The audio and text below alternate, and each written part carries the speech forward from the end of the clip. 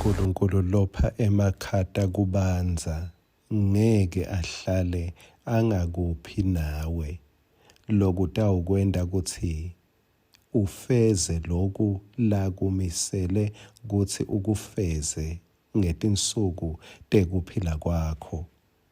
Kude lekumele ukuthi ucabange ukuthi utawushoda ngako as long wathi ukuthi mina ngikhonela kufeza injongo yaNkulunkulu utawukupha uNkulunkulu emandla nako konke lokudzingekile kuthi injongo yakhe iphumelele ngawe.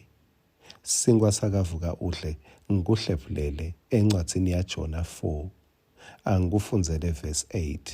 Nakuphuma lilanga uNkulunkulu walungisa umoya loshisa kwasempumalanga, lilanga lashaya enhloko yaJona. Wathi mate waba nesiyeti, wafisa kufa.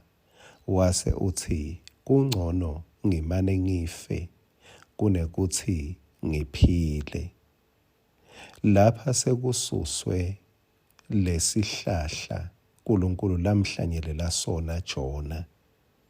Umangaliso leyendeka kuJona ngesikhashana nje, ngelilanga linye noma lamabili, kwaba nemangaliso wekuhluma kwesihlahla.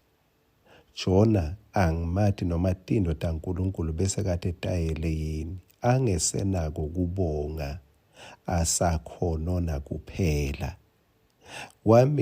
Kwamila lesihlahla similiswa uNkulunkulu, akamtshelanga uNkulunkulu ukuthi yeJona ngimi lo simili sakho.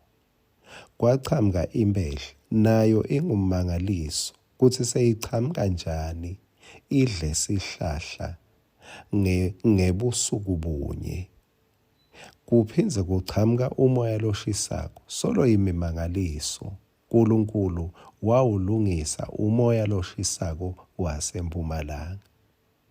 Kungathi besingete saba sesipolweni saNkulunkulu la kutawushaya imimoya leshisako ngenxa yethu, ngenxa yekuthi kumbe uNkulunkulu uyazibona lokuthi uyathi sesimedayele kabi. Lithi-ke leli livi lenkosi lilanga lashaya enhloko yaJona. Wathi mate waba nesiyeti. Kususweni kuJona, kususwe his comforts. Konke lokusiniketa injabulo sathi lesihlahla masimila, Jona wajabula.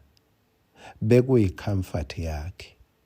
uNkulunkulu makashaya tindvo lebetisenta sijabule, ufuna kusibona ukuthi sitawusala sinjani. Kungathi masibuka la, uNkulunkulu waba nenkinga kakhulu kumuntu lokholwako labekamthumile kunemahedeni aseNiniva.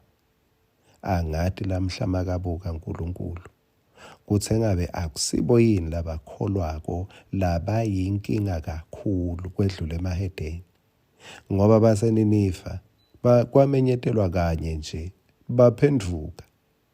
Kepha kuyendeka emakholwa abe semvuselelweni, aye esontweni onke emasondo, emahedeni aye ematshwaleni.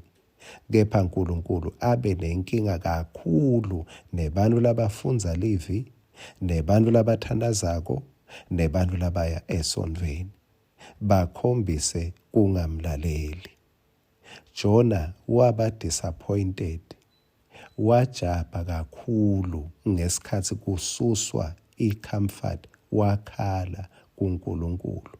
Wathi kungcono ngimane ngife. Awu Jona nkosi yami.